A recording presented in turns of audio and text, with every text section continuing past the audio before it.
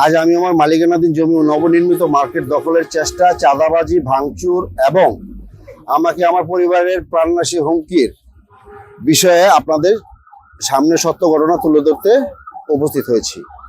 আমি বৈধভাবে মাওনা ভবানীপুর মৌজার বিভিন্ন দাগ ও খতিয়ানের মোট 23.62% জমির মালিকানা লাভ করি এবং উক্ত জমিতে একটি মার্কেট নির্মাণ করে দীর্ঘদিন ধরে শান্তিপূর্ণভাবে বুক দখল করে আসছি।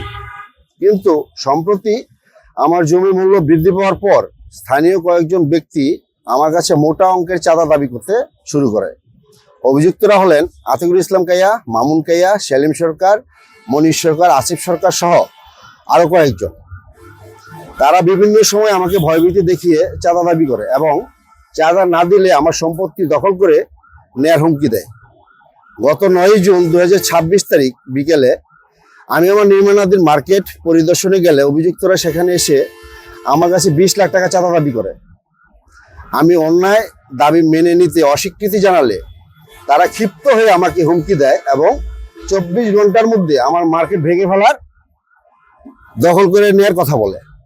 এরপর 10 জুন 2026 দিবাগত রাত আনুমানিক 3টার দিকে অভিযুক্তরা আরো কয়েকজন অজ্ঞাতনামা ব্যক্তিকে সঙ্গে নিয়ে আমার মার্কেটে হামলা চালায়। তারা আমার নবনির্মিত মার্কেটে ব্যাপক ভাঙচুর করে এবং প্রায় 30 লক্ষাধিক টাকার ক্ষয়ক্ষতি সাধন করে। আমি পরে স্থানীয় লোকজনদের মাধ্যমে বিষয়টি জানতে পেরে ঘটনাস্থলে যাই এবং ঘটনার সত্যতা সম্পর্কে অবগত হই। ঘটনার বিষয়ে প্রতিবাদ জানালে অভিযুক্তরা আমাকে গালিগালাজ করে এবং ভবিষ্যতে আমার সম্পত্তি জোরপূর্বক দখল করে নেওয়ার পাশাপাশি আমাকে প্রাণনাশের হুমকি প্রদান করে। বর্তমানে আমি এবং আমার পরিবার চরম নিরাপত্তাহীনতার মধ্যে দিন কাটাচ্ছি। আমি ইতিমধ্যে জয়দেবপুর থানায় একটি লিখিত অভিযোগ দায়ের করেছি। আমি প্রশাসনের প্রতি বিনীত অনুরোধ জানাচ্ছি বিষয়টি সুষ্ঠু তদন্ত করে প্রকৃত দোষীদের বিরুদ্ধে দ্রুত আইনগত ব্যবস্থা গ্রহণ করা হোক। একই সঙ্গে আমার মালিকানাধীন সম্পত্তির নিরাপত্তা এবং আমার পরিবারের জীবনের নিরাপত্তা নিশ্চিত করার জন্য সংশ্লিষ্ট কর্তৃপক্ষের জরুরি হস্তক্ষেপ কামনা করছি।